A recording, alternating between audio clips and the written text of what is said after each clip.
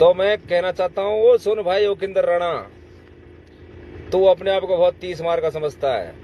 सुने, तुझे तेरा इतिहास सुनाने आया हूँ आज मैं, और हर रोज डेली को पर डे तुझे तेरा इतिहास सुनाने आऊंगा और सभ्य भाषा में सुनाने आऊंगा। तुझे गाली गलौज भी नहीं करूंगा और तुझे गलत भी नहीं बोलूंगा, लेकिन तेरे दिल में ना रोजीना को 10-10 तीर डेली को मारूंगा पर डे इतिहास के द्वारा। ध्यान रखना तू मेरी बात। और सुन तेरा इतिहास आज, तू हर बात पर बोलता है कि जय मनुवाद, जय सामंतवाद और जय महाराणा और जय फलाना। तो मेरे भाई, महाराणा प्रताप का तू इतिहास जानता है? महाराणा प्रताप का हम जितना सम्मान करते हैं ना, तू सम्मान उतना महाराणा प्रताप का सम्मान तू करता नहीं होगा। महाराणा प्रताप इस देश का वीर सपूत था, वीर योद्धा था और महान वीर योद्धा था। और तुझे याद होगा योगिंदर राणा, सुन मेरी बात, जब महाराणा प्रताप हल्दी घाटी का युद्ध जब हारा और अपनी जान बचाकर बेचारा इतना बड़ा वीर योद्धा जब हल्दी घाटी का युद्ध हार करके जब जंगलों में चला गया, तो तू जिस कौम को अपने आप को बार बार दोहराता है ना, तू अपने आप को बनता है छतरी बतरी। ये छतरी बतरी उसका किसी ने किसी का उसका साथ नहीं दिया। और जब जंगलों में वो बेचारा चला गया महाराणा प्रताप, तो उस महाराणा प्रताप वीर, इस देश के वीर सपूत ने जंगल में जाकर के घास फूस की रोटी खाई और घास फूस की रोटी खाने के बाद उसने वहां अपनी सेना तैयार की। और उसकी सेना में पता तुझे कौन थे? ये तुझे बता रहा हूं योगिंदर राणा, सुन ले तू मेरी बात। तो बहुत अपने आप को 30 मार का समझता है ना, उसका वहां के भील समाज के समुदाय के लोगों ने उसका साथ दिया, आदिवासी समुदाय के लोगों ने साथ दिया, मेरे समाज के लोगों ने साथ दिया और छापेमार युद्ध में उसको कुंभलगढ़ का राज दिलाया। कौन था उसके साथ? तू बार बार आकर के बकवास करता है, तू लाभ आकर के हमारी समाज को गाली देता है। आज मैं तुझसे सवाल पूछ रहा हूं, तू बता, जब महाराणा प्रताप हल्दी घाटी का युद्ध हार करके जंगल में गया था तो उसका साथ किसने दिया था? तेरी समाज ने साथ दिया था या मेरी समाज ने साथ दिया था? वो भील कबीला समुदाय के लोग, आदिवासी समुदाय के लोग, ST SC के लोग, उन लोगों ने उसका साथ दिया और छापेमार युद्ध में उसको जिताने का अकबर के सामने काम किया।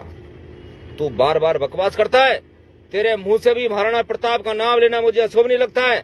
तुझे शर्म आनी चाहिए। अगर तेरे अंदर शर्म हो तो तुझे चुल्लू की बात सुन। तू मेरी बात हो योगिंदर राणा, उस समय अकबर का राज यहाँ भारत देश के अंदर हुआ करता था। और जिस समय महाराणा प्रताप हल्दी घाटी का युद्ध हार करके और जब जंगलों में अपना जीवन यापन कर रहा था, उस समय तेरी समाज का एक राजा जिसका नाम मानसिंह था, जो जयपुर रियासत का राजा था, वो अकबर का एक सेनापति हुआ करता था। और वो सेनापति तेरे ही समाज के कुछ चंद गद्दारों को लेकर के साथ में उसको बंदी बनाने का काम बार बार कर रहा था। अगर मेरी समाज नहीं होती, भील समाज नहीं होती, आदिवासी समाज के लोग नहीं होते, तो महाराणा प्रताप कभी कुंभलगढ़ का युद्ध नहीं जीतता। और तू अपने आप को बोलता है कि मैं छतरी हूं। तुझे शर्म आनी चाहिए। तू महाराणा प्रताप का बार बार नाम लेकर के उस वीर महान योद्धा का नाम तू अपमानित करता है। तू एक काम कर,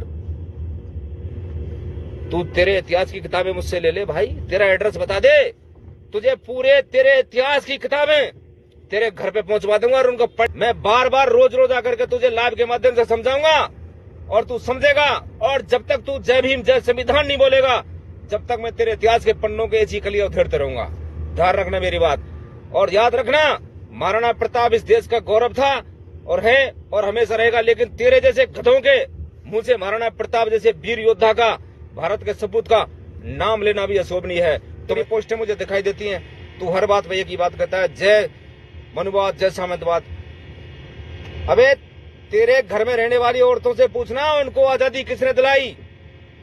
इस देश के अंदर महिलाओं को अगर किसी ने आजादी दिलाई है तो वो बाबा साहब डॉक्टर भीमराव अम्बेडकर ने दिलाई है। अगर इस देश के अंदर नारी को मुक्ति करने वाले कोई व्यक्ति है तो वो बाबा साहब डॉक्टर भीमराव अम्बेडकर है। अगर भारत देश के अंदर बाबा साहब डॉक्टर भीमराव अम्बेडकर अगर संविधान नहीं लिखते तो तेरे घर की नारी भी आज किसी की गुलाम होती, किसी की दासी होती। समझ मारी तुझे बात? तू जब तक जय संविधान नहीं बोलेगा, जय भीम नहीं बोलेगा, जब तक तुझे टिट फॉर टैट का जवाब दिया जाएगा और तुझे ऐसे ही गाली दिया जाएगा। तो मेरी बात याद रखना। सभी सम्मानित साथियों को जय भीम, जय भारत, जय संविधान। जब तक जय भीम जय संविधान नहीं बोलेगा तो तुझे तेरी औकात ऐसे दिखाता रहूंगा, तेरा इतिहास ऐसे खोदता रहूंगा रोड डेली को। मुझे रामवीर जाटोले कहते हैं, मैं उस धरती से हूं।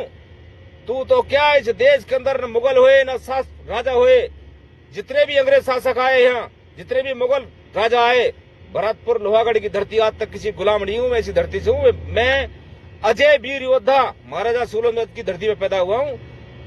तू मेरा इतिहास जानता होगा, जब मेरा राजा आज तक किसी के गुलाम नहीं हुआ, मेरी विरासत किसी के गुलाम नहीं, तो तू तेरे जैसे टटमुझे क्या बेचते हैं यार।